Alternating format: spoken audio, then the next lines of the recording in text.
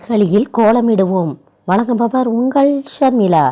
மார்கழி மாதம் அதிகாலையில் 4 மணி முதல் 5 மணிக்குள் தேவர்கள் வலம் வரும் நேரமாதலால் அவர்களை வரவேற்கும் விதமாக கோலமிட வேண்டும். மாட்டுச்சாணத்தை கரைத்து வாசலில் தெளித்து அதன் மீது அரிசி மாவில் மேலிருந்து கீழ் நோக்கி புள்ளிகள் வைத்து கீழிருந்து மேல் நோக்கி கோலமிட வேண்டும். புள்ளியிட்டு கோலமிடுவதால் புத்தி சிதறாமல் இருக்க இது ஒரு பயிற்சியாக அமையும்.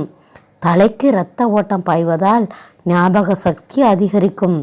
இந்த மாதத்தில் ஓசோன் படலம் பூமிக்கு அருகாமையில் வருவதால் ஆக்சிஜன் சக்தியும் பிராண சக்தியும் அதிகமாக கிடைக்கும். புத்துணர்ச்சி தரும். மன வலிமை கிடைக்கும். மேலும் மழையும் குளிரும் இருப்பதால் பறவைகளும் எறும்புகளும் இறை கிடைக்காமல் திண்டாடும். அரிசி மாவில் கோலமிடுவதால் அவைகளுக்கு உணவாகும். அன்னதானம் செய்த பலன் கிடைக்கும். கோலமிடுவதால் தேவதைகளை துரத்தி லட்சுமி கடாட்சத்தையும் செல்வ நிலையையும் உயர்த்தும்.